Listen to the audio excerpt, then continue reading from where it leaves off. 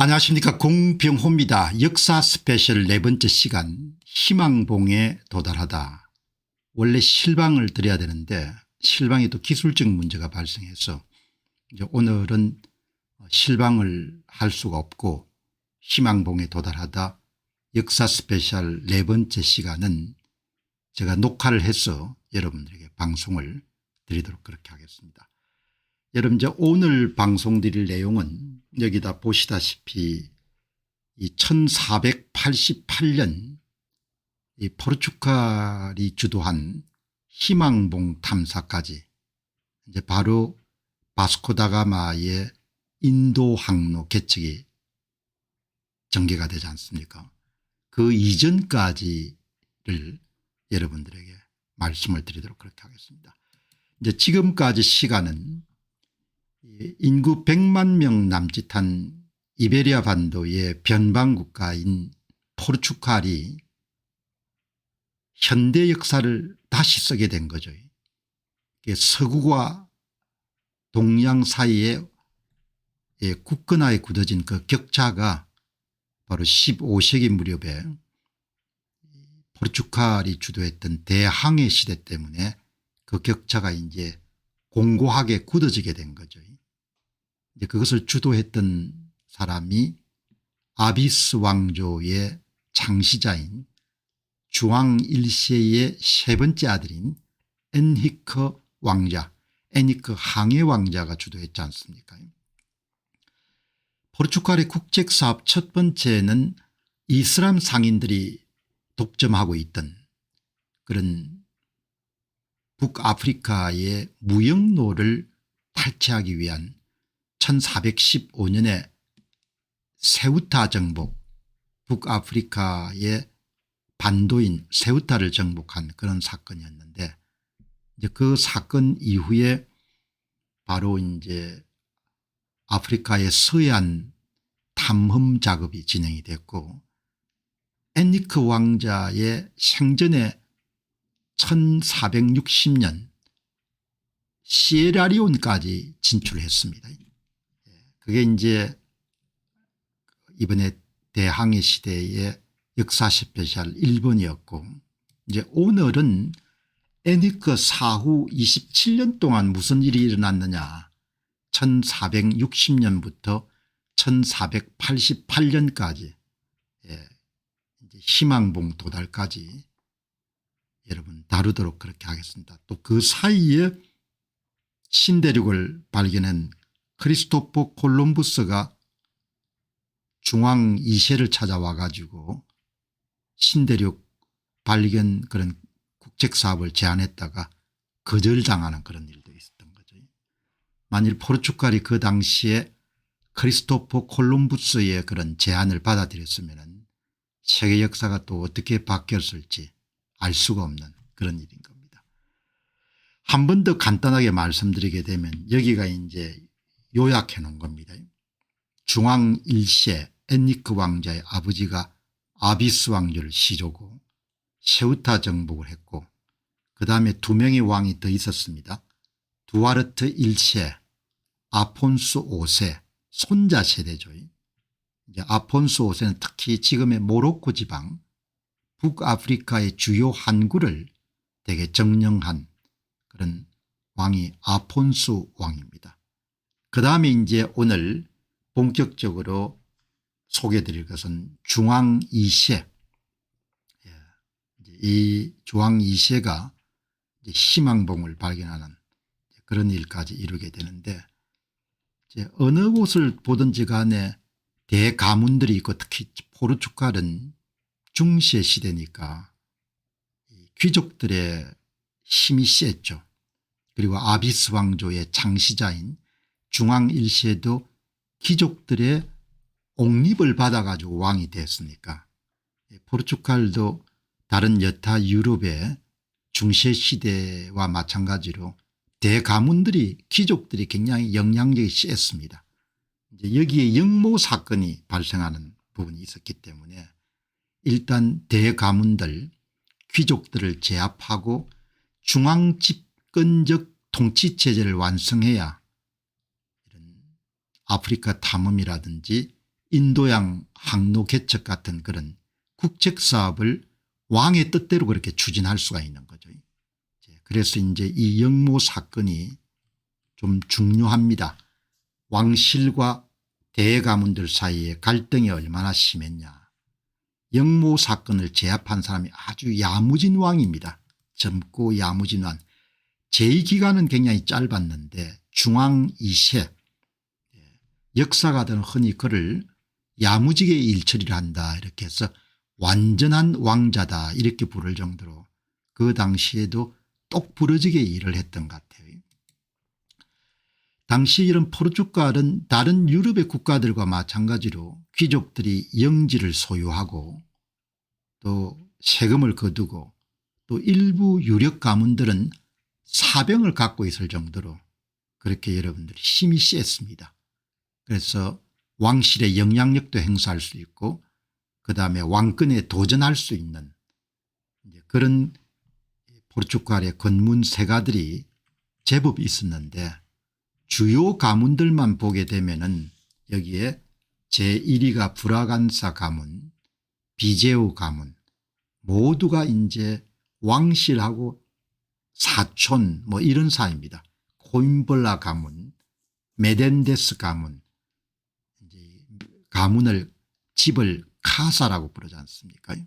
아마 제가 볼 때는 포르투갈어를 알 수 없지만 카사 오브 브라간사 이렇게 영어로 표현이 되겠죠.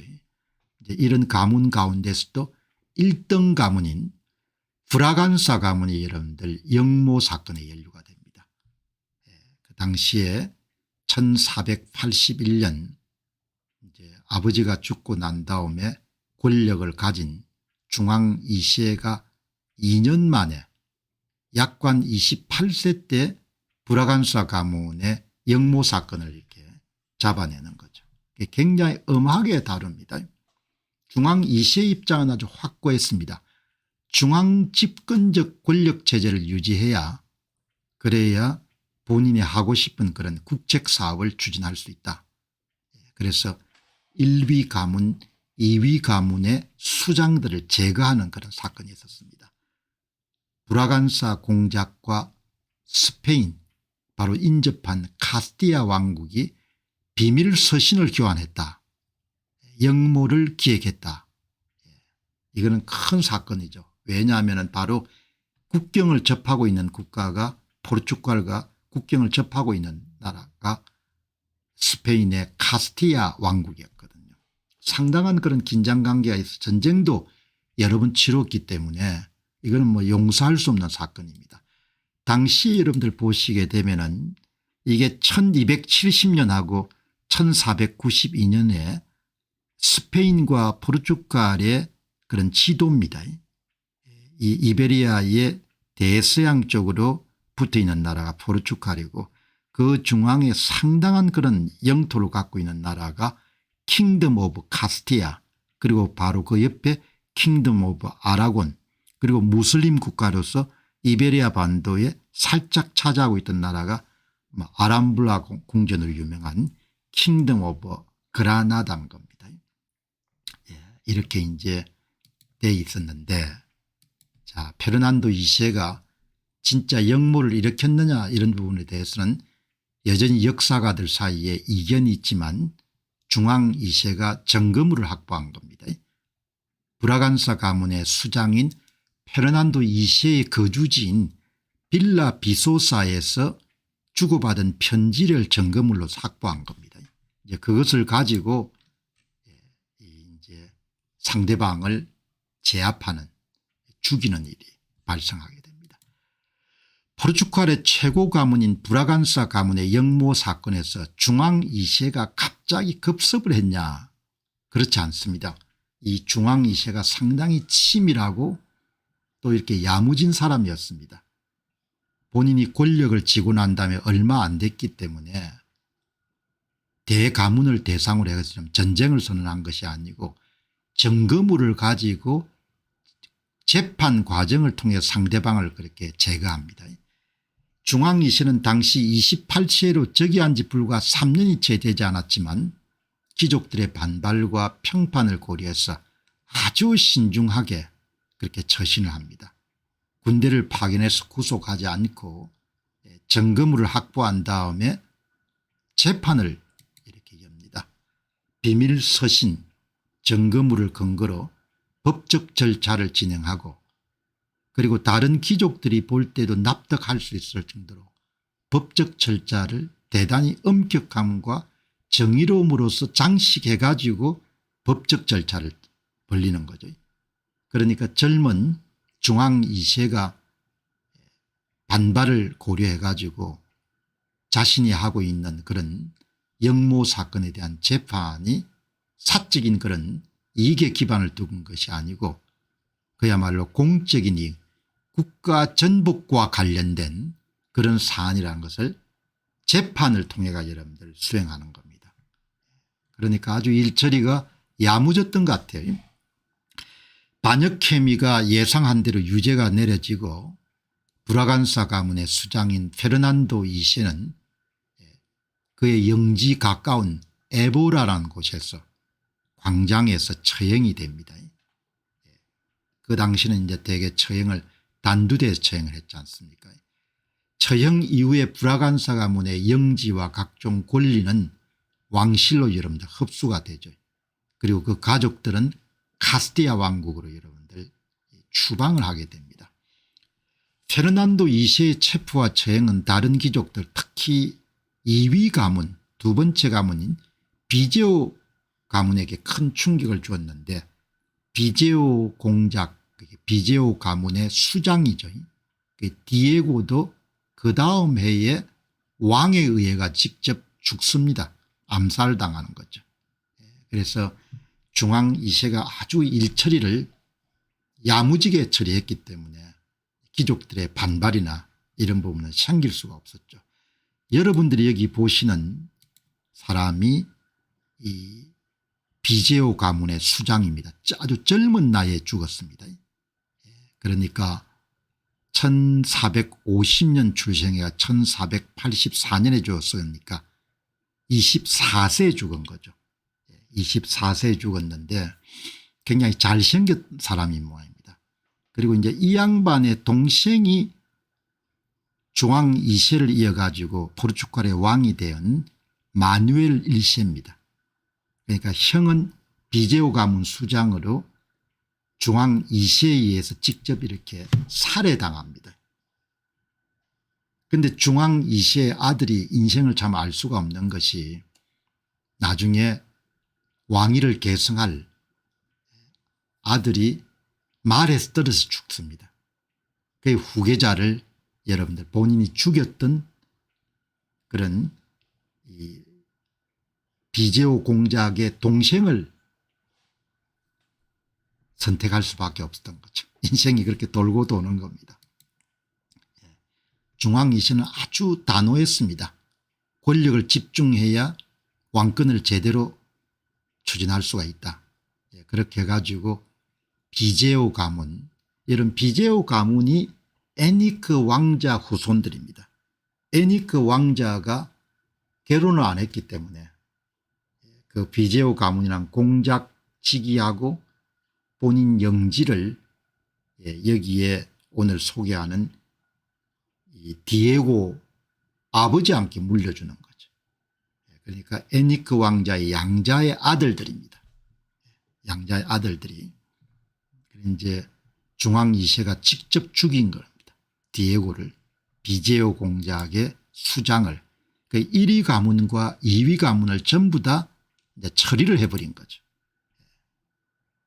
디에고는 비제오 공작이자 왕실 형통의 일물로 왕위 계승권이 있었기 때문에 그래서 두 사람 브라간사 가문의 페르난도 2세를 죽이고 처형을 하고 그다음에 2위 가문인 비제오 가문의 수장을 반역 혐의로 몰아가 여러분들 법적 과정을 거치지 않고 암살을 시킵니다.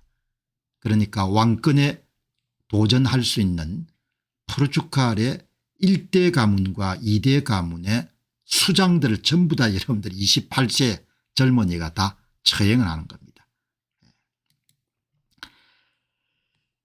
이 그러니까 이제 뭐 이렇게 딱 제압을 했기 때문에 포르투갈의 귀족들이 다 이게 이제 숨을 죽이게 된 거죠. 두려우니까. 중앙 2세가 앞에서 말씀드렸다시피 다 여러분들 왕권을 강화해 가지고 제2기간 동안 희망봉을 1488년도 여러분들 발견을 하고 브라질을 가고 영토 문제를 해결하기 위해서 조약도 체결하고 일을 많이 했는데 딱 하나가 안 된 겁니다. 인생이 참 통제하기가 힘든 거죠. 생로병사는 통제할 수가 없는 겁니다. 자기의 왕위 계승자가 말을 타다가 낙마해서 죽는 거죠. 그래서 본인이 직접 죽인 비제오 가문의 수장인 디에고의 친동생을 왕위로 여러분들 선택할 수밖에 없는 그 사람이 마누엘 1세입니다. 바스코 다가마의 인도 항로를 개척하는 데 큰 역할을 했던 마누엘 1세. 그래서 마누엘 1세를 행운왕이다 이렇게 부릅니다. 운 좋게 왕이 된 사람이다 이렇게 여러분들 볼 수가 있는 거죠. 자, 이렇게 여러분들은 이제 역사가 바뀌게 되는데 이제 이 나오네요. 중앙 2세 아들의 낙마 사건으로 인해 운 좋게 왕이 된 행운아 마누엘 1세는 본인이 권력을 쥐고 난 다음에 5년 만에 브라간사 가문을 다시 복원시켜 줍니다. 그래서 카스티아 왕국에 추방됐던 후손들이 돌아올 수 있도록.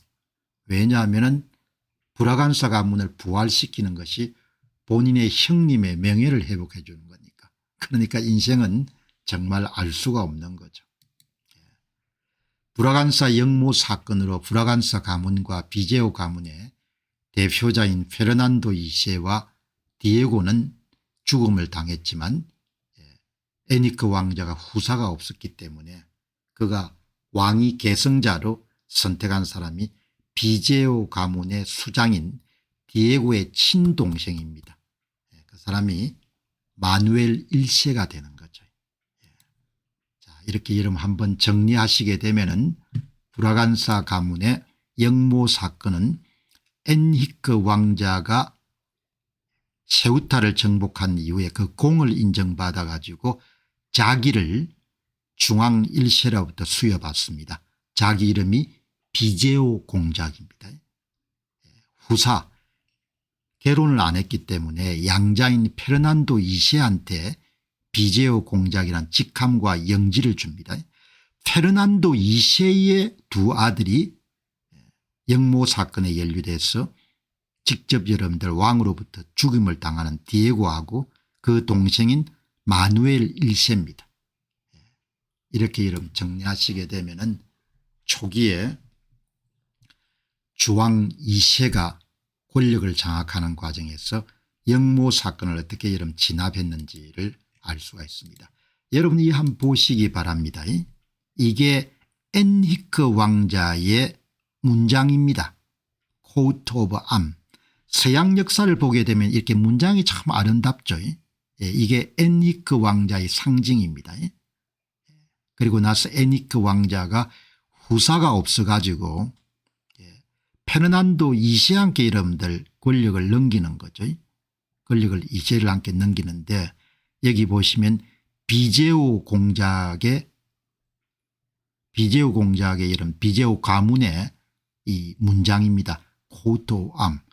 권력을 넘겨받았기 때문에 거의 비슷하죠. 약간만 차이가 있는 겁니다. 서양 역사를 보면은 이렇게 문장 왕실을 대표하는 그런 집안을 대표하는 코트 오브 암이 굉장히 아름답죠. 시각적으로 거의 비슷합니다. 권력을 받았기 때문에. 그러나 끝난 것은 아니었다.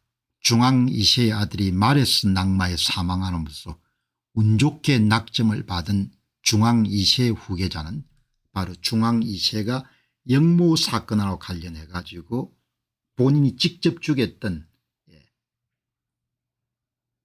디제오 가문의 수장인 디에고의 친동생 친동생 마누엘 1세였다. 마누엘 1세가 1495년에 권력을 잡고 왕위를 계승한 다음에 5년 지나서 1500년에 모두 다 복권을 다 시켜주는 겁니다. 형 집안하고 그다음에 브라간사 가문을 다 복권을 시키죠.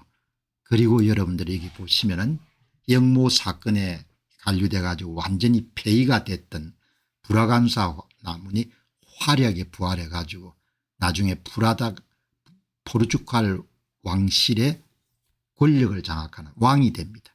브라간사 왕가가. 그러니까 역사는 돌고 도는 것이고 중앙 2세는 이제 가문이 끊기게 되는 거죠. 자, 다음에 중앙 2세가 유력 가문들을 제압함으로써 거둔 효과가 뭐냐. 대항해 시대가 가능하게 된 겁니다. 힘을 받을 수 있게 된 거죠. 중앙 집권적 권력 체제가 만들었기 때문에. 그래서 주요 가문들을 제거했기 때문에 왕실 관료제, 왕이 직접 관리를 임명해가 파견하는 겁니다. 그리고 이제 귀족들에게 더 많은 세금을 거둘 수가 있게 되고 또 반역을 꾀한 그런 집안에 대해서는 영지를 몰수할 수 있게 왕실이 강화가 된 거죠. 그리고 귀족들이 소유하고 있는 그런 사병도 여러분들 힘을 약화시키고 그리고 중앙 집권적 체제가 완성됐기 때문에 상선을 보호할 수 있는 해군 육성을 할 수 있었던 거죠. 대항해 시대의 정치적 안정이 가능했던 겁니다.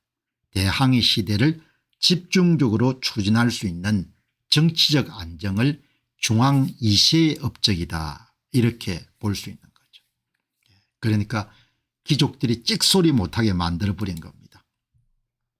그래서 이제 역사가들은 중앙 2세가 완전한 왕이었다 이렇게 표현하는데 중세 봉건 시대 귀족들의 영향력이 큰 그런 구조에서 왕실 중심의 그런 근대 국가의 토대를 마련한 사람이 바로 중앙 2세다. 대항해 시대를 가능하게 했던 정치적 안정의 토대를 구축한 사람이 바로 중앙 2세고 결정적 사건이 브라간사 가문의 영모 사건이다. 그리고 그 여러분들 정치적 안정의 기반을 두고 1488년에 희망봉 발견이 이루어졌고 그다음에 스페인과 포르투갈 사이에 영토를 분할하는 토르데시아스 조약이 만들어졌고 그다음에 마누엘 1세의 바스코 다가마의 인도 항로 개척이라는 것이 모두 다 준비가 끝난 겁니다. 그러니까 그때나 지금이나 성장을 하려고 하면은 정치적 안정이 필요하고 정치적 안정을 위해 가지고는 이 소위 권력 체제가 권력 구조가 안정이 돼야 지금도 마찬가지입니다. 성장과 번영하려면 정치적으로 안정이 돼야 되고 이제 그 좋은 권력이 있어야 되는 거죠. 그래야 번영을 할 수 있는 겁니다. 자, 다음에 여러분들 두 번째 주제인 포르투갈의 브라간사 가문의 빛나는 시절을 한번 살펴보도록 하겠습니다. 중세 시대의 포르투갈을 비롯해 가지고 권문 세가 집안들이 얼마나 힘이 강했는지를 오늘 여러분들은 포르투갈의 1위 귀족인 브라간사 가문을 통해 가지고 야 저렇게 왕실에 도전할 수 있는 권력이 강했구나 이렇게 여러분 보실 수가 있을 겁니다. 포르투갈의 주요 대가문들은 보시다시피 브라간사 가문, 비제오 가문 이렇게 여러분들 권문 세가들이 있었습니다. 그런데 우리가 이런 질문을 던질 수 있는 겁니다. 브라간사 가문은 어떤 집안이었는가. 이 브라간사 가문은 여러분들 누구 집안인가 하니까 아비스 왕조 엔리크 왕자의 아버지인 아비스 왕조의 창시자가 중앙 1세였는데 중앙 1세가 서자입니다. 정식 결혼하기 이전에 낳은 사생아가 브라간사 가문의 수장입니다. 포르투갈 왕 중앙 1세의 서자인 아폰수가 브라간사 공작 자기를 받아 설립한 귀족 가문이다. 그러니까 정식으로 영국의 랑캐스터 가문의 필리파 왕비를 받아들이기 전에 필리파 오브 랑캐스터, 필리파 오브 랑캐스터가 포르투갈의 여러분들 시집 오기 전에 이렇게 여러분들 서자를 낳았던 겁니다. 그 엔리크 왕자의 배다른 형제입니다. 나이차도 크겠죠. 그러니까 엔리크의 어머니는 영국의 여러분들 아주 유명한 가문인 랑카스터 가문, 그래서 필리파 더 랑카스터라 불렀습니다. 26세째 늦은 나이에 여러분들 시집을 왔죠. 그때 이미 서자가 있었던 겁니다. 그 서자가 아폰수입니다. 그 양반이 여러분들이 일으킨 가문이 포르투갈의 1등 가문인 브라간사 가문입니다. 엔리크 왕자하고 아폰수 여러분들 브라간사 가문의 수장하고 나이차가 17살 정도 난 겁니다. 그러니까 그 당시는 이제 왕족들이 서자를 많이 뒀으니까 브라간사 가문의 이 초기의 이름 거주지는 북부 기마랑이스의 두카 궁전입니다. 두카 궁전에 있다가 나중에 16세기 한참 포르투갈의 힘이 강력할 때 더 큰 거주지를 만들었어. 그게 빌라 비소사입니다. 남부 알레텐주에. 이제 그쪽으로 이동하는데 이제 오늘 이 초기 거주지인 두카 궁전을 보시게 되면은 중세시대 귀족들이 어떻게 생활하는가를 조금 볼 수가 있는 거죠. 포르투갈 북부의 기마랑이스가 브라간사 가문의 초기 거주지입니다. 이거는 이제 아폰수 브라간사 공작에 의해 지었는데 이 두카 궁전, 이거는 중세 포르투갈 귀족 저택을 잘 나타내는 그런 건물인데 16세기 이후에 브라간사 가문이 거주지를 남부의 알렌테주의 빌라 비소사로 옮기기 전에 초기 거주지가 여기가 브라가입니다. 브라가. 이 포르투갈이 이름이 나왔던 북부의 유명한 그런 도시인 포르투입니다. 포르투고 여기가 지금 이제 이렇게 이름 중세 시대의 성곽입니다. 두카 궁전에 있는 성곽들입니다. 이 포르투갈의 귀족의 이게 이 가문의 여러분들 두카 궁전입니다. 중세 궁전이죠. 브라간사 가문의 궁전입니다. 이 궁전의 여러분들 내부를 보시게 되면은 이게 여러분들 포르투갈 1등 가문의 초기 거주지입니다. 두카 궁전. 이제 안에 여러분들 아주 그래도 화려합니다. 두카 궁전입니다. 초기 거주지, 브라간사 가문의 초기 거주지 두카 궁전. 이건 채플이네. 예배당의 목조 천장 이렇게 보시면 좋겠습니다. 다음에 여러분들 보실 것은 이 사람들이 16세기에 포르투갈의 권력이 한참 강대할 때 두카 궁전으로부터 남부의 알렌테를 줄 겁니다.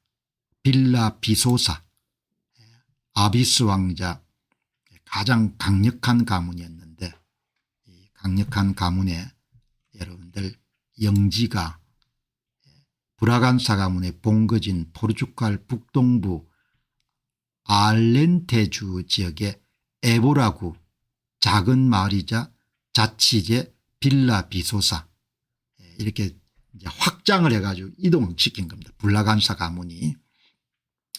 거기가 거주지가 빌라 비소사 공작 궁전입니다. 이 궁전하고 영지가 엄청나게 넓었습니다.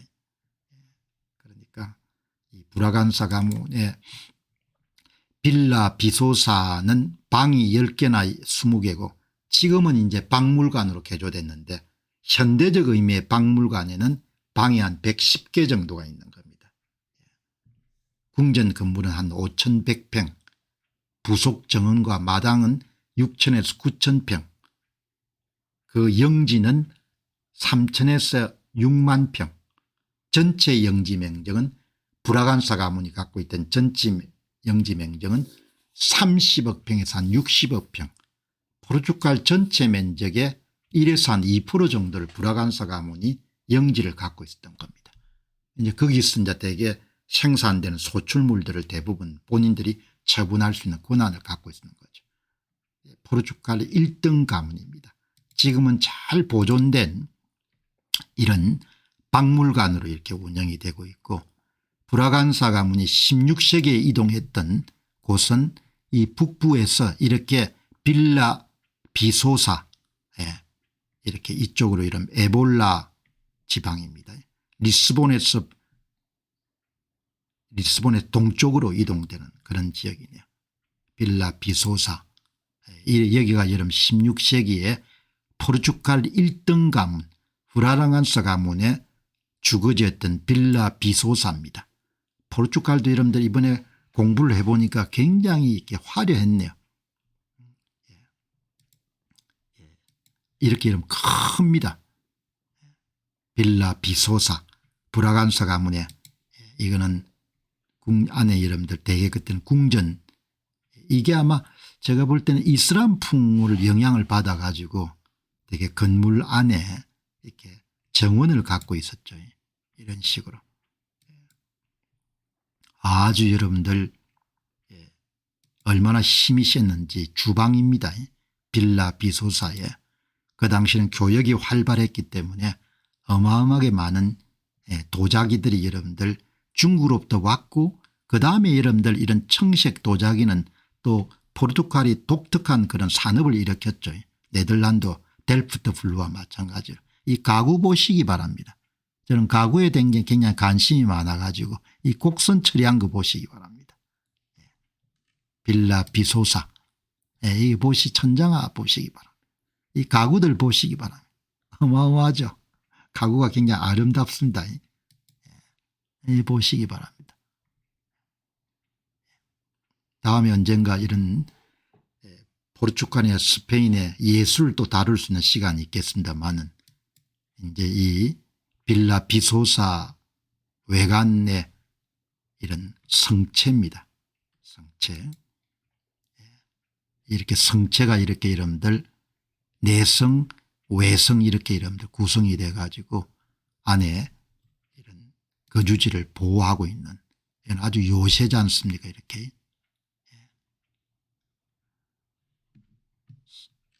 보시면은 이제, 그리고 여기는 대부분 이제 대리석을 많이 썼는데 바로 옆에 대리석 산지가 있습니다.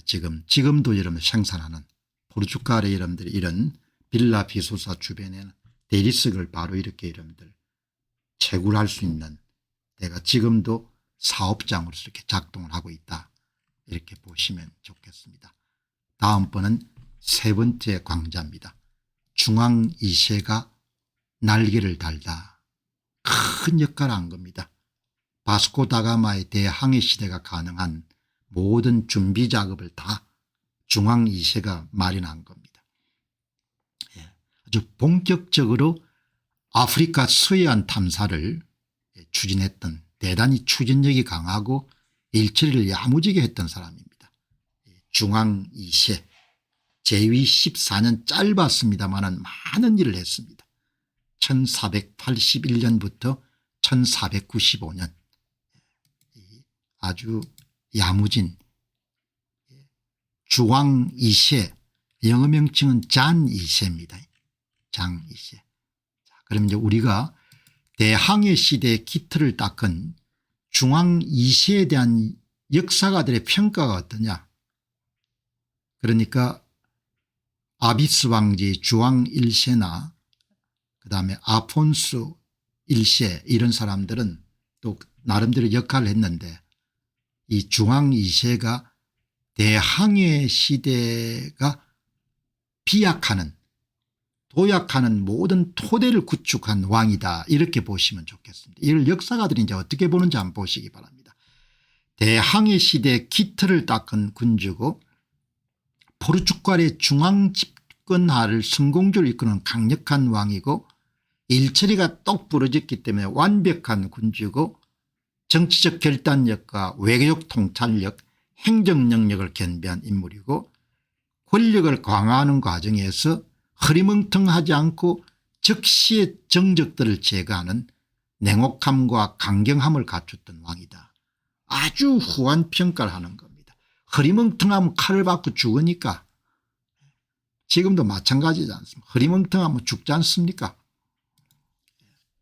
포르투갈 역사에서 지혜와 결단력과 비전을 가진 군주로 평가되지만 당연히 여러분들 정적들을 제거해야 되니까 냉혹하고 실용주의적인 통치자로서 기억이 되는 거죠. 대항해 시대의 기틀을 닦은 중앙 2세에 대한 종합평가입니다. 그럼 대항해 시대 기틀을 닦은 중앙 2세에 대해서 그 시대를 살았던 사람들의 평가는 어떠냐. 그 시대를 살았던 사람은 중앙 2세를 어떤 식으로 봤느냐. 그렇게 다른 사람 평을 한번 보는 거죠. 이런 왕이 있었기 때문에 여러분들 굉장히 역사가 크게 도약할 수 있던 겁니다. 당대 연대기 작가인 가르시아 드 레센트, 일종의 왕에 대한 평전을 썼던 사람이죠. 지혜롭고 용감하며 국가의 이익을 위해 모든 것을 바친 왕이다. 특히 귀족들의 반란을 진압하고 왕권을 강화한 사건은 결단력의 증거다. 아주 후한 평가를 두는 겁니다. 당대 연대기 작가 가르시아 드 레센트는 그는 완벽한 군주였고 그의 지혜와 용기는 포르투갈의 세계의 중심으로 만들었으며 그의 단호함은 완국의 안정을 지켰다. 아주 여러분들 적시에 여러분들 적절한 인물이 왕으로 있었기 때문에 포르투갈이 대항해 시대의 주역으로 날개를 달 수 있었던 겁니다. 당시에 이름 살았던 이탈리아 외교관은 냉철하고 계산적인 통치자고 외교적 협상 능력이 뛰어났기 때문에 그 당시에 또 하나의 강국인 스페인과 영토 분할을 통해 가지고 분쟁을 줄일 수 있던 왕이다.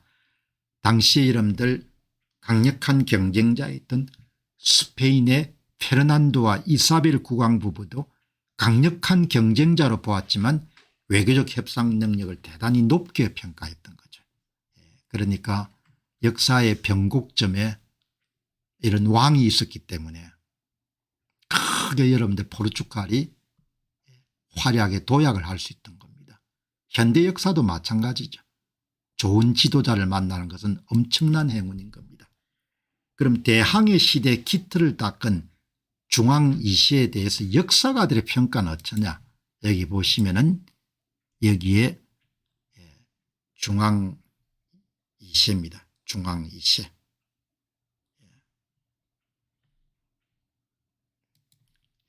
중앙 2세입니다. 리스본에 있는 해군 박물관의 여러분들 중앙 2세 모습입니다.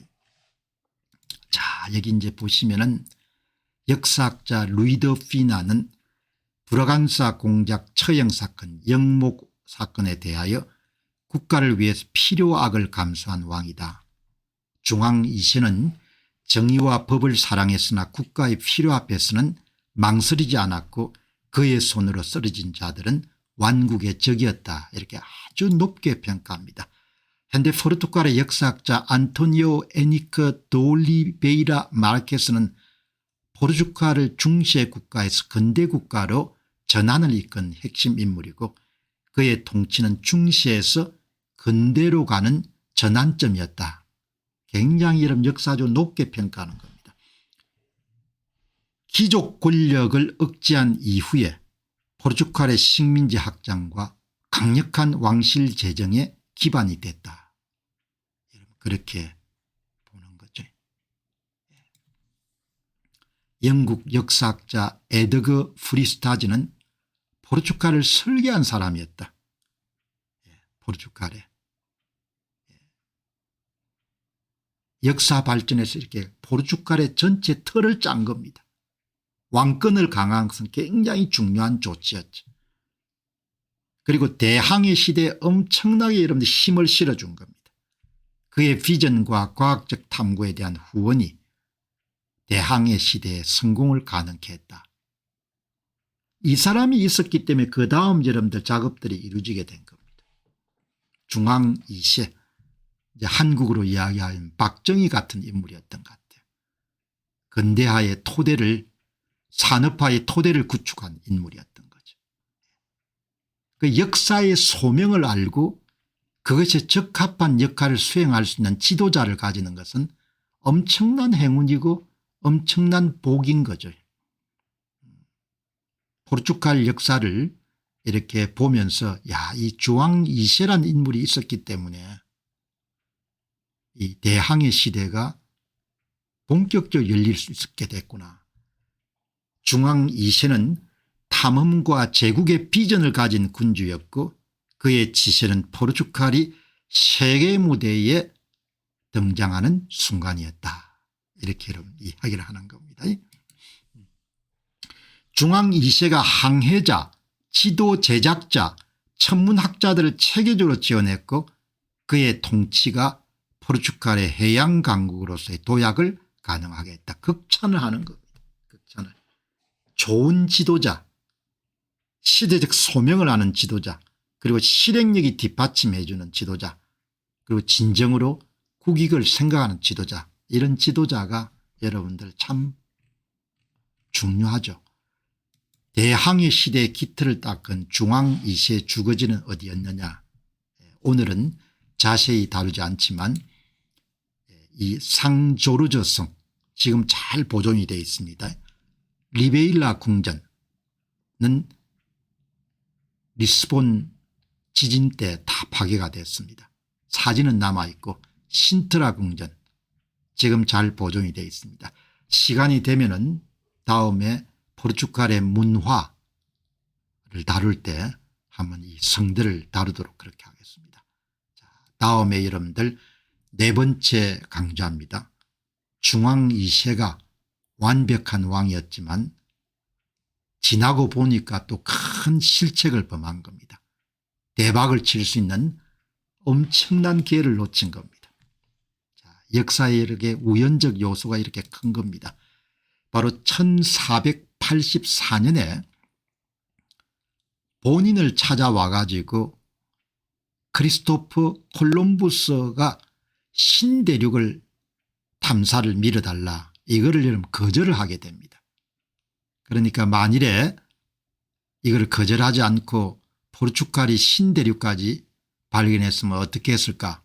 역사에 만일이 없지만 한번 던져볼 수 있는 질문인 거죠. 아주 큰 사건이었습니다. 크리스토프 콜럼부스, 신대륙을 고스란히 스페인한테 넘긴 사람입니다. 제노바 사람입니다. 제노바에서 큰 뜻을 품고 포르투갈로 갑니다.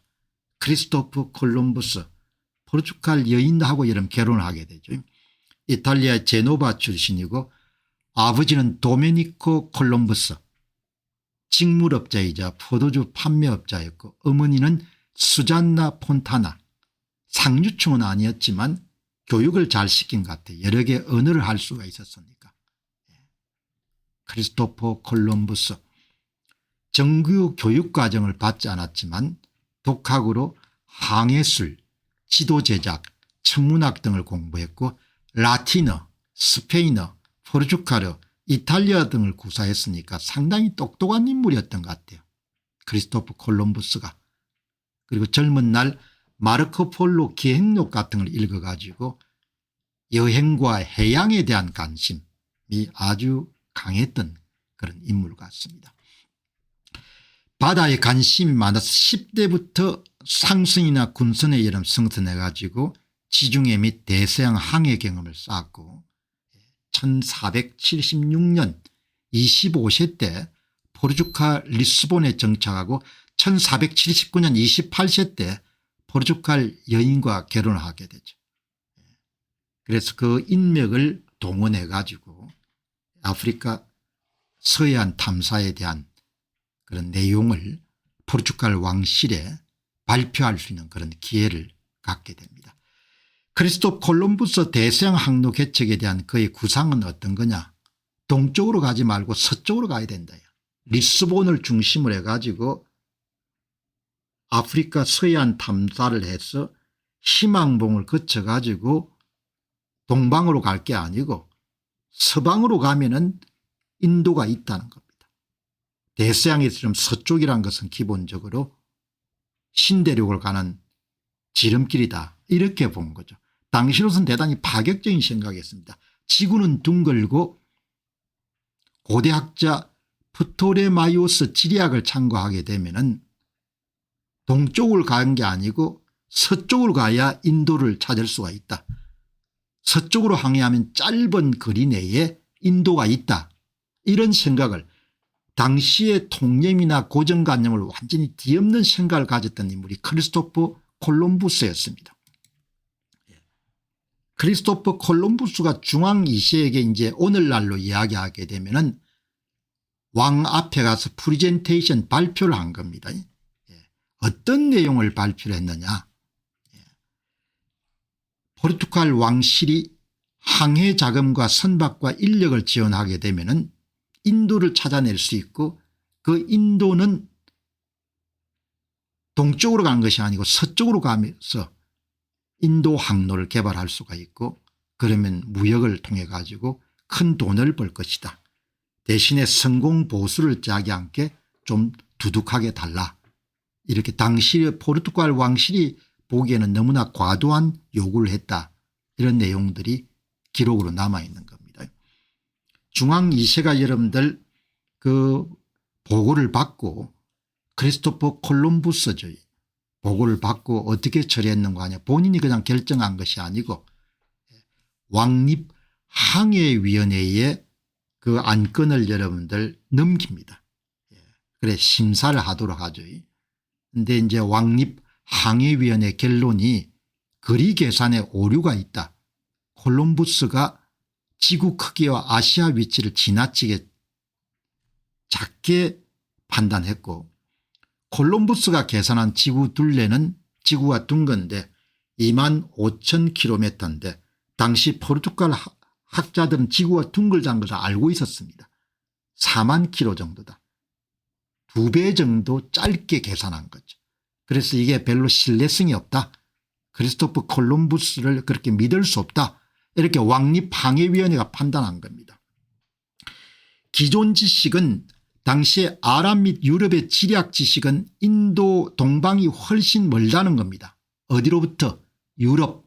어디로부터? 포르투갈의 수도인 리스본으로 먼데 크리스토퍼 콜럼부스가 더 짧다고 이야기하니까 이 친구 형편없다 이렇게 본 겁니다. 대서양 너머로 인도를 간다는 계획은 너무 위험하고 실익이 불투명하다고 이렇게 본 겁니다. 왕립위원회에서 엄정한 심사 분석을 한 겁니다. 그리고 콜럼부스가 요구한 성공 보수가 지나치게 많다. 그리고 콜럼부스는 포르투갈 사람이 아니고 이탈리아의 제노바 이민자이기 때문에 뭐 그를 이렇게 밀어줄 수 있는 그런 정치적 기반 같은 게 없었던 거죠. 그래서 중앙 2세가 신대륙 발견의 주역이 될 수가 있었는데 크리스토퍼 콜럼부스의 안건을 왕립항해위원회에서 완전히 여러분 거부하는 바람에 그 여러분들 엄청난 기회를 놓치게 된 겁니다. 콜럼부스 중앙 2세의 최종 결정을 어떻게 내렸냐. 콜럼부스의 제안은 위험하고 불확실하다. 그래서 우리는 지금까지 검증된 루트 아프리카 서해안을 떠나서 인도로 가는 기존 항로에 포르투갈 왕실이 갖고 있는 재원의 상당 부분을 계속해서 투자하는 것이 더 낫다. 이렇게 여러분들 중앙 2세가 판단한 겁니다. 당시 기준으로 상당히 합리적인 판단이었는데 뭐 역사라는 것이 또 우연히 결합이 되니까 만일 중앙 2세가 그때 그 안건을 받아들였으면 어떻게 될까 그런 질문을 던져보게 되는 겁니다. 크리스토퍼 콜럼부스는 포르투갈의 중앙 이시에로부터 이제 거절을 당하니까 이제 스페인으로 옮겨가지고 그 제안을 다른 왕에게 여러분들 제안을 하는데, 여기 보시게 되면은 1485년에 1486년 사이에 스페인으로 여러분들 이사를 가고 1486년부터 오랜 기간입니다. 오랜 기간에 걸쳐 수차례의 스페인 왕실 심사위원회에 자기 안건을 계속 설득을 하는 겁니다. 그리고 1492년에 스페인 왕실이 최종 승인이 떨어지니까 1492년 8월에 출항을 해가지고 1492년 10월 12일 날 바하마 제도에 도착을 합니다. 바하마 제도를 서인도 제도인가 그렇게 부르죠. 운도 좋았습니다. 1492년에 왜 여러분들 오케이 사인이 떨어졌냐. 1492년도에 이베리아 반도의 남쪽 끝에 탈랑붙어 있던 무슬림 무어인들의 나라인 그라나다가 완전히 북아프리카로 쫓겨나가는 국토 회복운동이 끝나던 해가 1492년입니다. 이베리아 반도에서 무어인들 무슬림을 전부 다 여러분들 추방하기 시작한 것이 1492년. 그 여러분들 일이 끝나자마자 바로 신대륙 발견 프로젝트에 오케이 사인을 해준 겁니다.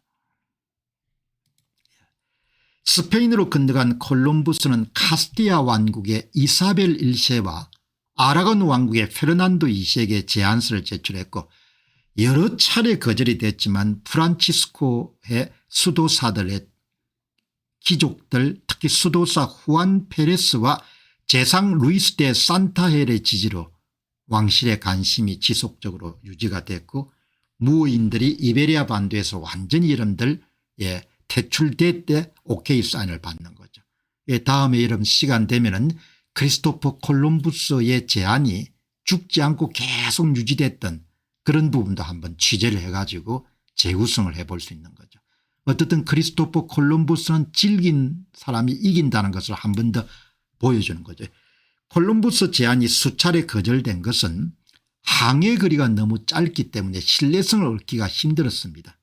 그런데 당시 스페인 왕실이 이베리아 반도로부터 완전히 무어인을 축출하는 렌코키스타 이슬람 세력 축출 전쟁 국토 회복 전쟁에 집중하고 있었는데 이제 그게 1492년에 완전히 마무리가 됩니다.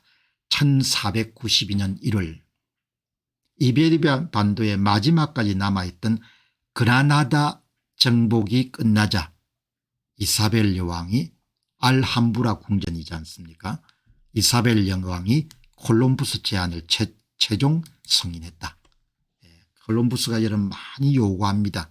그걸 산타페 조약이라고 하는데 자기에게 자기를 부여해 주고 수익 가운데 10%를 부여해 주고 그리고 자기에게 귀족을 주고 후손들이 다 귀족 지위를 부여받도록 하게 되고 항해 주도권을 콜럼부스가 갖고 왕실이 일체 관여하지 못하도록 그렇게 해서 이런 1451년부터 1495년 여기에 협상 조건이 이렇게 여러분들 정리가 됩니다. 자, 그러면 이제 크리스토프 콜럼부스 제안 거절 중앙 2세 포르투갈의 중앙 2세가 거부함으로써 신대륙 여러분들 바로 스페인에 귀속이 됩니다. 포르투갈 왕실의 판단은 당시 판단으로서는 현실적이었습니다. 그렇지만 콜럼부스가 상상조차 할 수 없는 신대륙을 발견해서 역사의 주인공이 되고 스페인이 신대륙의 소유권을 갖고 있는 일대 혁명이 일어나게 된 거죠. 당시로서는 올바른 판단이었는데 지나고 보니까 엄청난 대박을 놓친 겁니다. 역사는 우연과 필연의 날줄과 시줄로 이루어진다 이렇게 보시면 되겠습니다. 자, 다음에 5번째 광자입니다. 왜 주왕 2세는 그렇게 아프리카 서해안 탐사에 몰입할 수 있는가? 확실한 비전이 있었습니다. 그게 바로 우리에게는 잘 알려지지 않은 프레스터 존 신화라는 게 있습니다. 이 프레스터 존 신화가 중세 시대 유럽 왕실에 상당히 널리 퍼져 있었습니다. 아주 핵심적으로 이야기하게 되면은 동방, 나중에는 아프리카입니다. 어딘가에 굉장히 부유한 기독교 왕국이 있어 가지고 그 양반들하고 이런 동맹을 맺게 되면은 이슬람 세력을 완전히 이 땅에서 몰아낼 수가 있다. 이런 신화 속에 기독교 왕국의 개념이 있었던 겁니다. 중앙 2세와 포르투갈인들을 당시에 움직이게 한 거예요. 사람은 비전이 있어야 되거든요. 비전. 프레스토 존 신화이자 비전이 있었던 겁니다. 중앙 2세는 두 가지 뚜렷한 목표를 갖고 있었는데 하나는 인도로 가는 직항로를 개발해 가지고 무역에서 큰 수익을 얻어야겠다는 것이고 다른 하나는 이슬람 세력에 맞서 가지고 기독교를 전파하고 전설 속의 기독교 왕국인 프레스토 존을 찾아서 동맹을 맺어 가지고 이슬람 세력을 핵공하게 되면은 기독교가 왕성하게 전파되는 그런 세상을 만들 것이다. 두 가지가 결합이 된 겁니다. 종교적 열망과 국가 안보와 경제적 이득, 이 세 가지가 여러분 결합이 된 겁니다. 그럼 중앙 2세와 포르투갈을 그 당시에 움직였던 비전이자 신화인 프레스토 존은 누군가 이야기죠.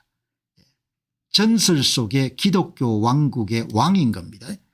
12세기 중반부터 유럽에 확산된 신화고 1145년 시리아 주교가 유럽의 이슬람 세력에 맞서 싸우는 강력한 기독교 왕이 존재하고 있다는 것을 전했고 1165년에 프레스토 존이라는 인물이 쓴 편지가 유럽 전역에 퍼졌고 이 편지는 동방에 금과 보석이 넘치는 기독교 왕국이 있고 금과 보석이 넘치고 강력한 힘을 갖고 있는 기독교 왕국이 있고 이 왕이 이슬람을 물리칠 수 있는 준비가 되어 있기 때문에 이 왕하고 여러분들 만나기만 하면은 모든 문제가 해결될 수 있다는 그런 프레스토 존 신화, 프레스토 존 비전, 프레스토 존 신념이 있었던 겁니다. 그러니까 한 시대를 지배하는 우리도 한번 잘 살아보자 이런 신념이 있어야 사람은 계산으로도 움직이고 얘기로도 움직이지만 비전과 신념이 있어야 여러분들 역경을 뚫고 나아갈 수가 있는 거죠. 그 한 나라가 몰락할 때 보면 비전과 신념이 부재나 상실 추락이 있을 때 이러면 그 나라가 그냥 망가지는 거죠. 우리가 한번 잘 살아보자 바깥에 시장을 개척하자 그런 1960년 70대 정신이 엄청나게 중요한 겁니다. 프레스토 존 신화라는 것이 사실 여부를 떠나서 그런 힘과 용기와 결단력과 추진력을 여러분 그 당시에 포르투갈 사람들에게 제공했던 겁니다. 상상 속에 엄청난 금과 보석과 큰 무력을 갖고 있는 프레스토 존이 동방의 어딘가 기독교 왕국이 강성한 기독교 왕국이 있다는 거죠. 프레스토 존은 사제이자 왕으로 72개의 왕국을 통치하고 신비한 힘과 막대한 부를 소유한 강력한 인물이고 그의 왕국은 처음에는 인도나 중앙아시아에 있다고 여겼는데 시간이 흘러가며 점점 아프리카 내륙에 있다는 것으로 바뀌게 되는 거죠. 그런 I have dream이 있었던 겁니다. 중앙 1세의 머릿속에 꿈이 있었던 거죠. 그 꿈을 실현하기 위한 것으로 본인의 왕권을 활용했던 겁니다. 십자군 전쟁과 이슬람 세력의 평창으로 위협받던 유럽인들에게 현실이 고단하니까 지금 한국인도 현실이 힘들지 않습니까? 그 현실을 벗어날 수 있는 비전을 제시할 수 있는 것이 바로 지도자의 역량인 거죠. 그게 바로 중앙 2세의 역할이었기 때문에 프레스토는 희망의 상징이자 번영의 상징이자 역경 극복의 상징이었던 겁니다. 그런 기독교를 찾자 이야기. 그래 동방의 불을 우리 포르투갈에 가져오자 이야기죠.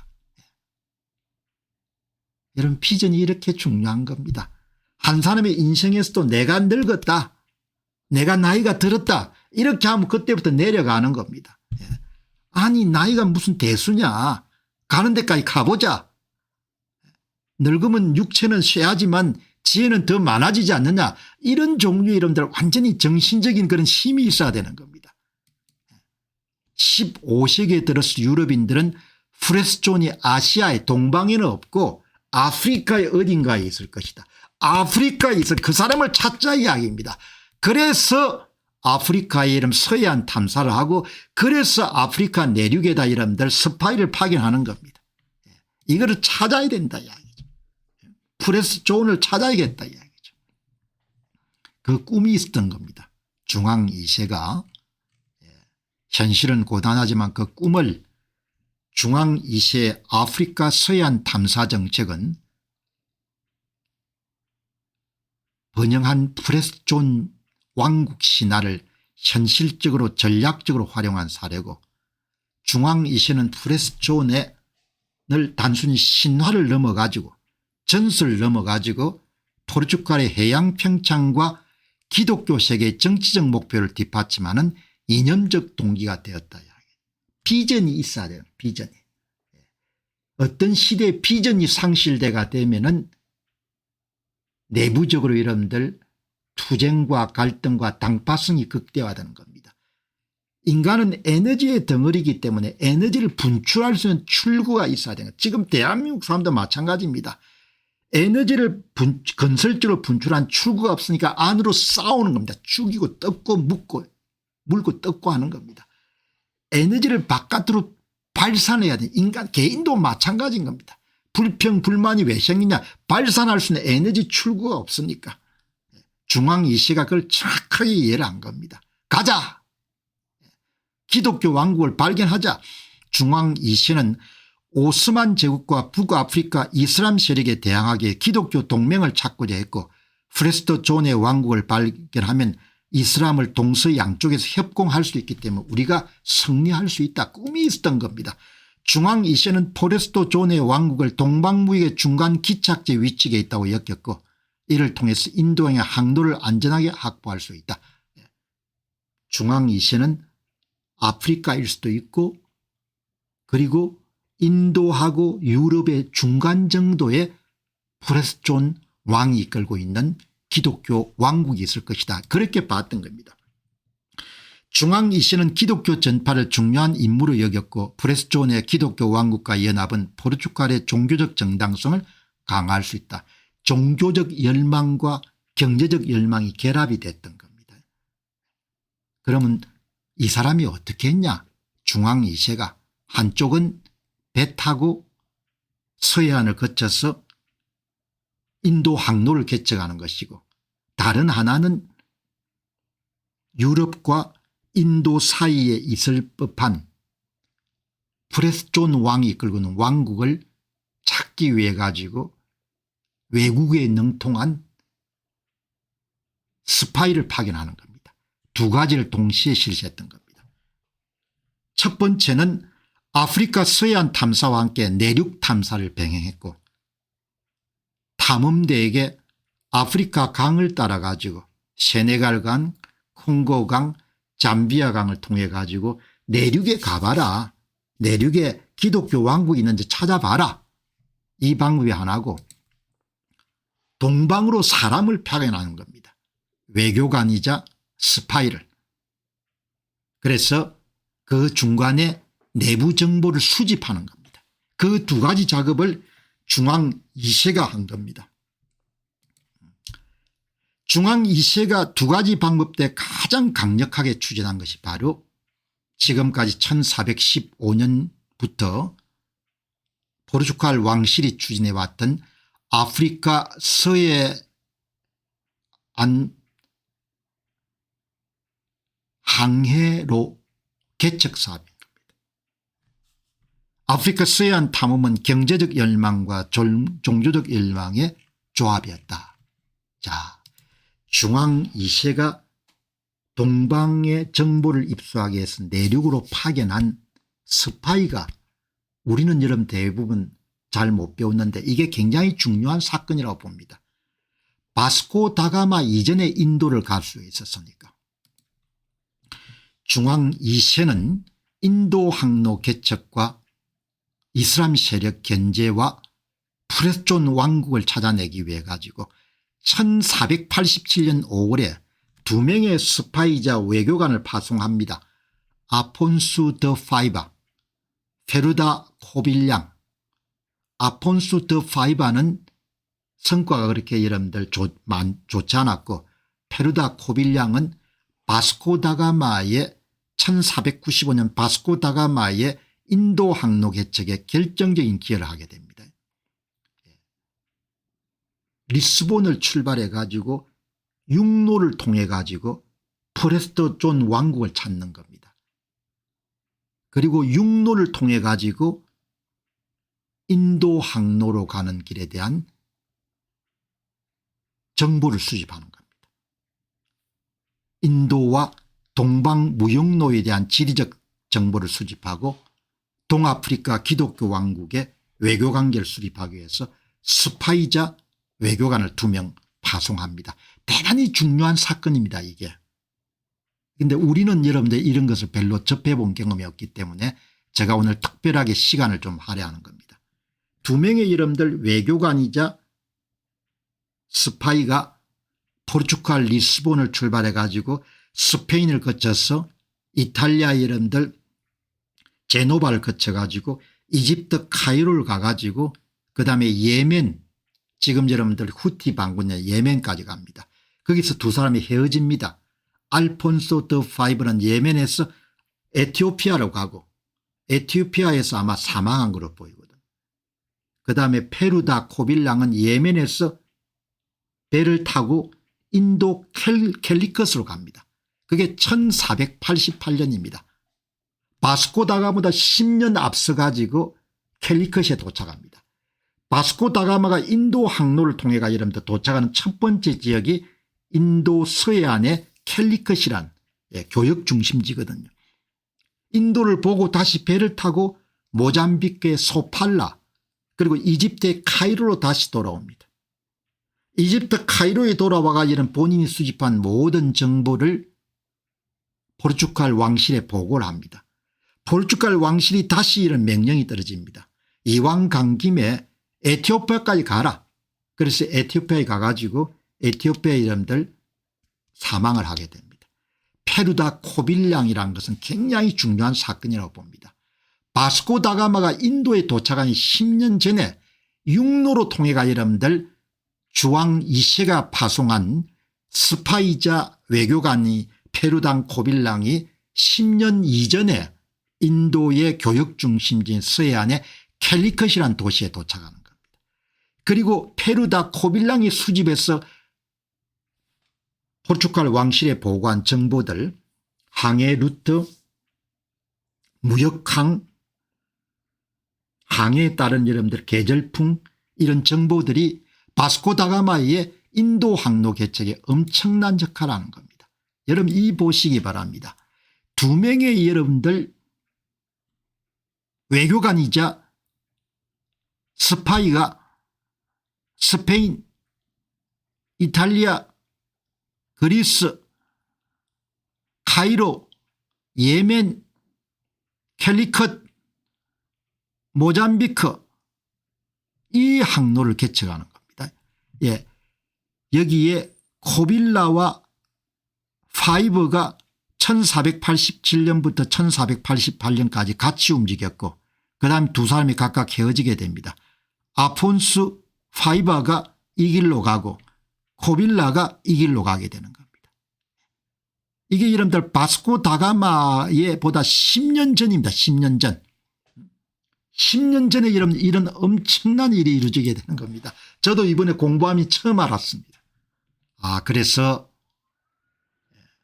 시사 문제하고 별도로 이런 역사 문화 문제를 계속해서 탐구를 해야겠구나. 저도 처음 알게 된 겁니다.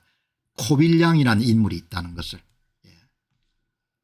이 항로를 이름 10년 전에 개척한 겁니다. 그게 중앙 2세가 위대한 겁니다. 협공작전을 펼친 겁니다. 아프리카 서해안 탐사를 하면서 이 길을 통해 가 인도로 가는 길하고 내륙에서 이름들 파송을 한 겁니다. 첩자를. 여러분 이 인물이 바로 페루다 코빌량입니다. 페루다 코빌량. 우리는 여러분들 별로 들어본 적이 없는데 포르투갈에서는 굉장히 높게 평가하고 동상도 많고 바스코 다가마의 인도 항로 개척에 결정적으로 기한 페루다 코빌량은 누굽니까? 물어볼 수 있는 아주 좋은 질문인 거죠. 중부 내륙 무역 중심적인 코빌량 시가 있습니다. 지금도. 15세기 양모 산업과 무역으로 번성했던 곳이니까 이런 분위기에서 컸기 때문에 언어가 능숙했습니다. 아랍어도 잘하고. 그러니까 아마 이 양모 산업이 발전됐기 때문에 아랍 상인들이 아마 코빌량 시에 15세기에 많이 오고 가고 했던 모양입니다. 아주 적임자죠. 예, 언어 경쟁력이 있어야 되는 겁니다. 언어 경쟁력이 있으니까 이렇게 이런 세계를 휘젓고 다니는 겁니다. 영어 경쟁력이 있어야 여러분들 세상 어디서 가든지 가든 살아남을 수가 있는 겁니다. 페루다 코빌량은 탐험을 통해 인도양 무역로의 상세한 정보를 포르투갈에 전달했고 10년 후인 1498년에 바스코 다가마의 인도 항로 개척에 결정적인 기여를 한 인물이다. 그의 보고는 향로 무역이 당시 중심지였던 인도 캘리컷과 동아프리카 무역항의 중요성을 강조하고 있다.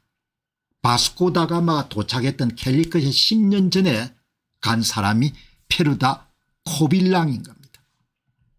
캘리컷이 굉장히 그 당시에 중국하고도 교역이 많이 이루어졌던 모양입니다.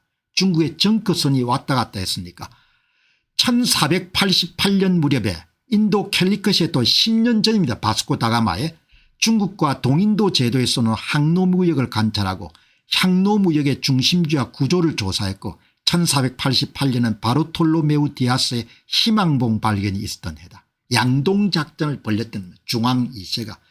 동아프리카 소팔라는 인도 캘리컷을 떠나 페르시아만을 거쳐 동아프리카 해안의 소팔라로 이동해서 아프리카 동해안의 무역항 정보를 수집했고 1488년에 1490년 경유 바스코 다가마의 인도 항로 개척 1490년에 1498년보다도 10년 앞섰던 겁니다. 페루다 코빌랑이. 10년 앞서가 여러분들 캘리컷에 다 가본 겁니다. 어마어마한 거죠. 페루다 코빌량. 바스코 다가마에 필적할 정도는 아니지만 대단한 인물입니다. 여기가 코빌량 시입니다. 여러분. 코빌량 시. 여기 이제 리스본으로 옮기기 전에 수도였던 코임블라 대학교의 도서관이 엄청나다는 것을 한번 소개했죠. 여기 코빌량 시 입구와 안에 있는 페루다 코빌량의 동상입니다. 그만큼 포르투갈에서 높게 평가한다는 겁니다. 포르투갈 코빌량 시청 앞에 있는 겁니다. 페루다 코빌량 동상이 있는 포르투갈 코빌량 시청 건물입니다. 15세기에 양모 산업이 굉장히 뛰어난 곳이죠. 바스코 다가마의 인도 항로 개척에 결정적 기한 페루다 코빌랑은 왕실의 정보를 어떻게 전달했냐. 카이로에 도착한 다음에 설이 여러 개가 있는데 이 정보를 중앙 2세 포르투갈 왕실의 여러분들 전달한 것은 카이로에 당시 유대인 상인도 많이 오고 이슬람 상인들도 굉장히 많이 오는 대단히 중요한 장소가 카이로였습니다. 인도 캘리컷 향로 무역, 동아프리카 해안의 무역항, 페르시아 지역의 무역 구조, 항로, 인도양의 계절풍 전부 다 바스코 다가마의 항에 결정적으로 기여한 겁니다. 그 정보를 페루다 코빌랑이 다 전한 겁니다. 그래서 이렇게 여러분들 포르투갈도 높게 평가하는 거예요. 높게 평가하는 거죠. 페루다 코빌랑은 1490년 카이로에서 중앙 2세가 보낸 전령 한 명은 랍비 아브라함, 구두 수성공은 호세프 사피로, 이 사람들에게 정보를 다 전달해 가지고 이 양반들이 리스본에 가가지고 포르투갈 왕실에 보고를 하는 겁니다. 중앙 2세에게 스파이 네트워크를 이용해 가지고. 페루다 코빌랑은 다시 여러분들 왕실이 명령을 내립니다. 돌아오지 말고 에티오피아까지 다시 가라. 중앙 2세의 명령에 따라 1490년에 에티오피아를 찾아 중앙 2세의 서신을 전합니다. 왕으로부터 환대를 받았고 영지와 자기를 수여받고 현지 왕실과 밀접한 관계를 갖게 됩니다. 결혼도 했겠죠. 하지만 왕실의 허가 없이 에티오피아를 떠날 수 없었기 때문에 억류된 외교사절 신분이었습니다. 1520년대 중반 무렵에 포르투갈의 사절단이 에티오피아에 도착합니다. 그때 코빌랑은 나이가 많이 들었던 거죠. 코빌랑은 다시는 조국을 못 돌아오고 에티오피아에서 죽습니다. 1526년에 페루다 코빌랑이 찾았던 에티오피아는 에티오피아 정교회 수속으로 역사가 아주 오래된 기독교 국가입니다. 에티오피아는 4세기 무렵에 기독교를 공식적으로 받아들였고 지금도 기독교 이런 유적들이 굉장히 많은 나라고 교인들이 많죠.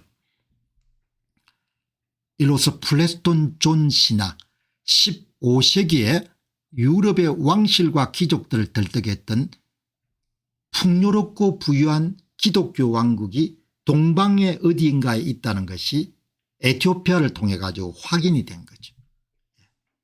자, 여러분 이렇게 정리를 하시고 이제 오늘 마지막 강좌 1488년 희망봉 발견 바르톨로메우 디아스, 여기 이제 오늘 바르톨로메우 디아스는 굉장히 유능한 항해사였습니다. 1450년 리스본 혹은 주변에 출신한 사람이고 1480년에 희망봉 탐사뿐만 아니고 다양한 그런 서해안 탐사 경험을 갖고 있는 사람입니다. 여러분 이 서해안 탐사의 지휘자를 항해사를 선택한 것은 왕실로서는 대단히 중요하죠. 엄청난 재원을 투입하는 일이기 때문에 바다에서는 여러분 바다의 선장이 대단히 중요합니다. 선장의 판단에 따라서 항해의 성패가 결정될 뿐만 아니고 죽고 사는 문제가 결정이 되는 거죠. 원양에서 이런 선장하셨던 분 말씀을 들어보니까 폭풍우와 이런 휘몰아치게 되면은 폭풍우와 휘몰아치게 되면 전부 다 선장만 본다랍니다. 30년 40년 정도의 선원 경험을 가진 사람들도 수산대학을 졸업했으려면 갓 선장이 된 젊은 선장만 본다는 거죠. 그만큼 생사에 결정적인 영향을 미칠 수 있는 선장인데 이 바르톨로메우스 디아스가 선장입니다. 선장을 선택하는 것이 왕실이. 바르톨로메우스는 이렇게 여러분들 항해 경험이 굉장히 많은 겁니다. 엘미난 요새 그다음에 콩고강 하구 발견 탐사 경험을 굉장히 많이 갖고 그러니까 왕실에서 그 당시에 포르투갈이 보유하고 있던 유능한 항해사 목록을 다 갖고 바르톨로메우 디아스를 찍은 겁니다. 그러니까 이미 왕실이 선택했다는 것 자체가 대단히 유능한 사람이라. 왕실이 선택했으니까. 인도로 가는 해상 항로 개척에 포르투갈 왕실이 엄청난 자원을 투입하는데 그 프로젝트의 핵심적인 것이 선장 항해사인 겁니다. 바르톨로메우 디아스는 대단히 유능했기 때문에 이런 선택을 한 겁니다. 당시 포르투갈은 항해사 선발에 매우 엄격한 기준을 적용했고 특히 희망봉 발견은 고난도 탐험이었기 때문에 항해술, 천문항법, 지도 제작, 선박 관리 등의 전문성을 갖고 있는 사람을 선택을 한 겁니다. 포르투갈 연대기 작가 주앙 드 바루스는 바르톨로메우 디아스가 중앙 2세로부터 대단한 그런 신뢰를 받는 그런 인물이었기 때문에 아프리카 탐사라는 그런 중책을 맡게 됐다, 이렇게 이야기하는 거죠. 디아스의 희망공 탐험 이전에 국가적 사업인 앙골라 탐험, 콩고 탐험, 이때는 배가 두 척이었습니다. 바르톨로메우 디아스의 희망봉 탐사는 배가 세 척이었습니다. 바스코 다가마의 인도 항로 개척 사업은 배가 네 척이었습니다. 두 척, 세 척, 네 척. 그게 이런 뭘 뜻하는 거 하니까 포르투갈 왕실이 투입하는 자원, 탐사의 중요도를 뜻하는 거죠. 포르투갈 왕실이 갖고 있는 한정된 자원을 디아스 같은 한 인물에게 세 척의 배를 지원한 것 자체가 왕실이 어마어마한 신망을 갖고 있었다, 이렇게 보시면 좋겠습니다. 세 척은, 한 척은 보급선이었습니다. 주력 캐러밴선은 디아스가 직접 지휘한 배로 당시 항해 기술을 지른 캐러밴행 선박이었고, 보조 캐러밴서에는 디아스의 종로 중앙 인판테가 지휘했고, 보급선은 디아스 동생인 페루 디아스가 지휘를 한 겁니다. 세 척의 배로, 당시 이제 포르투갈 배는 캐러벨선이라고 그렇게 불렀으니까. 그리고 여러분들 주력 캐러밴선은 한 30명에서 40명이 탔고, 보조는 20명 30명, 보급선은 10명에서 20명 정도. 그렇게 여러분들 구성이 돼 가지고 항해를 출발한 겁니다. 이렇게 이런 모든 세상의 발견, 부의 성취라는 것은 리스크를 안는 거지 않습니까? 한 사회가 긍정적이고 도전적이고 진취적일 때 위험을 안는 겁니다. 위험을 안지 않으면 절대 부는 만들어낼 수가 없는 거죠. 리스크를 테이킹하는 겁니다. 새로운 도전이 있어야 부가 만들어지는 거지 않습니까? 안주하면 그냥 쪼그라드는 겁니다. 개인도 그렇고 나라도 그렇고 도전을 해야 되는 것, 도전을. 적절한 리스크를 안아야 되는 겁니다. 왕실이 그냥 리스크를 안고 프로젝트를 진행하는 겁니다. 그냥 왕실이 뭡니까? 갖고 있는 걸 먹고 놀았으면 오늘날 대항해 시대가 없는 거죠. 도전해야 되는 거죠. 도전.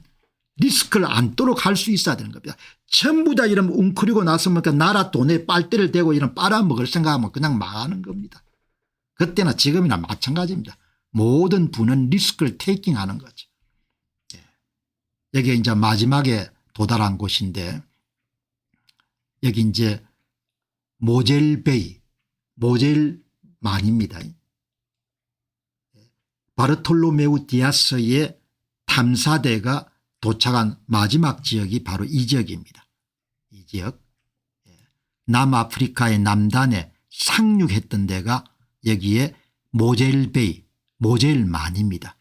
그리고 여기를 기념하기 위해 가지고, 여기를 이 모젤베이의 이름 기념하기 위해 가지고, 이 여러분들 그게 있는 겁니다. 발로토메아 디아스에 기념하기 위해 가지고 박물관이 있는 겁니다. 해양박물관이. 이걸 이제 여러분들 실물 그대로 복원을 해 놓은 겁니다. 실물 그대로. 조금 작게 했겠죠. 배가 이보다 더 컸을 때니까. 이게 바르톨로메우 디아스가 탐사대 썼던 모젤베이, 모젤만의 디아스 뮤지엄 컴플렉스가 지금 있는 겁니다. 이렇게 여러분들 선실내에 이걸 다 복원해 놓은 겁니다. 그만큼 희망봉 발견은 중요한 사건이었던 거죠. 희망봉 발견은. 자, 바르톨로메우 디아스의 희망봉 탐험은 어떻게 이루어졌는가. 해안선을 따라 쭉 내려갑니다. 이렇게. 역사의 기록이 다 남아 있습니다. 1487년 8월 10일 포르투갈 리스본에서 세 척의 배가 떠나다 1488년 2월 3일 남아프리카 공화국 케이프타운 근처에 이스트 케이프만 주 해안에 모젤만에 상륙을 해가지고 식량하고 물을 보급받습니다. 바르톨로메우 디아스가 도착한 지역은 처음에는 워낙 폭풍우가 심한 곳이기 때문에 케이프 오브 스톰스라고 이름을 붙였습니다. 그런데 돌아온 다음에 포르투갈의 중앙 이세가 그렇게 이름 쓰지 말고 케이프 오브 호프 희망봉이라고 붙이자 그렇게 해서 그러니까 인도까지는 도착하지 못했지만 중앙 2세가 바르톨로메우 디아스의 항해를 굉장히 긍정적으로 본 겁니다. 다음에는 인도가 가능하겠구나 이렇게 본 겁니다. Cave of Hope, Good Hope 이렇게 부른 겁니다. 희망봉 근처는 역사적으로 아주 해난 사고가 많은 폭풍이 빈번한 곳입니다. 해류 충돌로 인해 가지고 급격한 방향전환, 소용돌이, 안개, 폭풍우, 조난선이 굉장히 많은 지역입니다. 조난선이 희망봉 부근이 케이프타운 부근이 여기가 이렇게 폭풍우가 그렇게 심해 가지고 지금도 그렇게처럼 이렇게 항해 그런 도구들이 잘 발견됐지만 주의해서 운항을 해야 되는 지역이라고 합니다. 여기는 지금도 난판 수백 척의 여러분들 배들이 지금 바다 밑에 해변에 있다. 이거는 일본의 어선입니다. 이렇게. 이게 이러면 수없이 많은 겁니다. 이렇게 이러면 험준한 데입니다. 이 일대가 다 그렇습니다. 다. 아프리카 서해안 해안을 따라서 엔리크 왕자가 사망하던 1460년에 포르투갈로부터 4352km를 여러분들 탐사가 끝난 겁니다. 포르투갈의 라고스로부터 배가 출발한 시에라리온의 프리타운까지가 4352km의 해안선을 따라서 여러분들 탐험이 이루어졌던 겁니다. 그리고 사후 28년 만에 11,482km까지 여러분들 탐사가 끝난 겁니다. 이로써 1415년에 시작됐던 포르투갈의 아프리카 서해안 탐사는 대단원 종결되는 겁니다. 이제부터 인도양을 진출하는 거죠. 이게 엔리크 생전에 이게 엔리크 사후에 중앙 2세 때 여러분들 달성이 되는 겁니다. 자, 그러면은 우연히 발견하게 됩니다. 우연히 폭풍우를 만나 가지고 포류하다가 희망봉을 발견하게 되는 거죠. 1488년 1월 하순에서 2월 초순 사이에 아프리카 서해안을 따라 남하다가 예상치 못한 강한 폭풍우를 만나서 완전히 동쪽으로 배가 이런 떠밀려 가게 되는 겁니다. 폭풍으로 만난 곳이 한번 여러분 소개해드렸던 나미비아하고 남아프리카 공화국의 경계지역입니다. 이게 여러분 남미비아가 아니고 나미비아 남아프리카 공화국 여러분 경계지역이 지금 여러분들 연구자들이 조사한 거는 루데리치라는 데입니다. 완전히 경계지역입니다. 나미비아 해안이 여러분들 따뜻한 해류하고 찬 바람이 찬 해류하고 따뜻한 바람이 만나서 안개가 많이 끼는 조난이 많은 지역이라고 하죠. 13일 정도 이런 폭풍우에 시달리게 됩니다. 파도가 10에 15m 시속 90에 130km니까 엄청나게 악조건의 여러분들 항해를 하는 겁니다. 13일 동안 선원들의 여러분들 생사 여탈권이 전부 다 선장인 바르톨로메우 디아스에게 여러분 달려있는 겁니다. 바다 사람들은 어마어마하게 강합니다. 여기 보시기 바랍니다. 여기가 지금으로 보면 루데리치입니다. 나미비아. 여러분 소개해드린 바와 같이 나미비아는 이게 나미비 사막입니다. 내륙으로 진출할 수 없기 때문에 인구가 전부 다 몇 개 도시에 다 여러분들 다 집중되어 있습니다. 여기는 지금 이제 독일 영향력이 큰 나라인 거죠. 여기서 여러분들 2200km 전까지 여기까지 왔는데 여기서 어마어마한 폭풍을 만나 배가 왼쪽으로 전부 다 여러분들 그냥 다 밀려나가는 겁니다. 이 정도의 돌풍 하에서는 선박 통제가 불가능하고 당시 포르투갈의 주력 성반인 카라벨성 같은 소형 범선은 감당하기 힘든 수준이죠. 계획했던 서해안 남하 경로를 포기하고 폭풍에 떠밀려서 동쪽으로 하염없이 가는 겁니다. 500에서 740km. 이때도 바르톨로메우스 디아스가 이런 정확한 판단을 내리죠. 무리하게 해안선을 고집했으면 자초했을 겁니다. 이쪽에는 암초들이 굉장히 많기 때문에. 그런데 이제 그냥 바람에 내맡겨 가지고 여러분들 그냥 포류하기 시작하는 겁니다. 그 결정을 바르톨로메우스 디아스가 이런 내리는 거죠. 자, 그렇게 해가지고 폭풍이 멈추가 여러분들 딱 보니까 동쪽 해안까지 이렇게 여러분들 이렇게 밀려 가지고 남아프리카 공화국 아프리카의 남단 쪽까지 오게 된 겁니다. 남단 끝까지. 여러분 이 보시면은 여기서 폭풍을 만나는 겁니다. 여기서 폭풍을 만나 배가 여러분들 이렇게 동쪽으로 밀려가 가지고 13일 동안 여러분들 정신 차리고 보니까 여기까지 온 겁니다. 여기까지. 여기가 모젤베이인 겁니다. 모젤베이 좀 더 갑니다. 이쪽으로 항해를 좀 더 합니다. 본인은 여러분들 바르톨로메우 디아스는 더 가고 싶은데 선원들이 도저히 못 가겠다 반항을 하는 겁니다. 여기가 모젤베이입니다. 모젤베이. 여기가 희망봉이고 모젤베이. 여기가 몇백 킬로 됩니다. 모젤베이에서 여러분들 더 강까지 갑니다. 이게 피시 리버 강까지. 그러니까 여기까지 간 겁니다. 바르톨로메우 디아스가 상륙은 여기 합니다. 가는 길에 희망봉을 들르는 겁니다. 여기까지 여러분들 가는 겁니다. 여기까지. 여기가 강입니다. 피시강이다. 피시강. 모젤베이 모젤만 그다음에 케이프타운 희망봉 여기까지 진출한 겁니다. 그러니까 남아프리카 공화국의 희망봉보다도 수천 킬로 더 가는 겁니다. 거의 인도양까지 이러면 거의 진출하는 겁니다. 초역까지. 바르톨로메우 디아스의 동상입니다.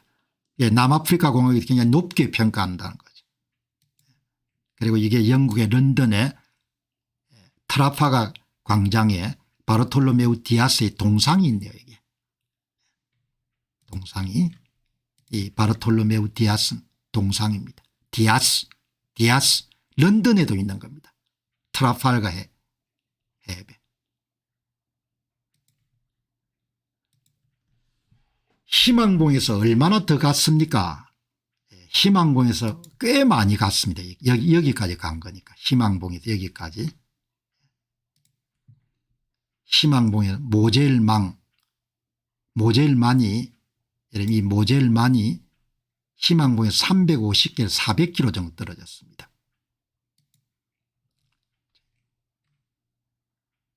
그 다음에 여러분 보시면은 희망봉도 목격하고 모젤만은 상륙했고 그 다음에 또 거기서 더 갑니다. 더 가가지고 그레이트 피시강까지 갑니다. 그레이트 피시강까지. 그레이트 피시강이 여기입니다. 그레이트 피시강까지 갔으니까 보시면은 모젤만에서 더 동쪽으로 500에서 600km 갔으니까 케이프타운 중심으로 보게 되면 한 1000km 정도 더 간 겁니다. 남아프리카 공화국의 하단에서 1000km 정도를 더 간 겁니다. 보시면은 여기에 그레이트 피시 리버 1000km를 더 간 겁니다. 거의 인도양 초역까지 간 거죠. 그리고 여기에 있는 상륙한 데가 이게 모젤베이 그다음에 케이프 오브 굿호프는 상륙했는지는 모르겠습니다. 이렇게 여러분들 보시면 되겠습니다. 자, 그러면은 바르톨로메우 디아스의 항해 목표가 희망봉을 발견하는 거냐? 아닙니다. 인도 항로를 개척하려고 한 겁니다. 희망봉을 발견하기 위해서 간 게 아니고 인도로 가는 해상로를 개척하기 위해서 갔는데 그게 뜻대로 안 된 겁니다. 그래서 중간에 희망봉 부근에서 돌아온 겁니다. 이제 선원들이 반발한 거죠. 못 가겠다고. 그러나 중앙 이세는 탐사를 굉장히 긍정적으로 본 겁니다. 왜냐하면 폭풍의 곳 케이프 오브 스톰이 아니고 케이프 오브 굿 호프로 바꿨으니까. 바꾸도록 한 사람이 중앙 이세니까. 그게 비전을이었던 비전이 있는 지도자였던 겁니다. 오늘 여러분들 그 실방송이 조금 문제가 있었기 때문에 이제 녹화 방송으로 오늘 대신을 한 겁니다. 오늘 여러분 이렇게 보시면은 또 다음번에는 이제 그 바스코 다가마 탐사를 또 공부를 해 가지고 정리해서 5번째 방송으로 이렇게 여러분들에게 찾아뵙도록 그렇게 하겠습니다.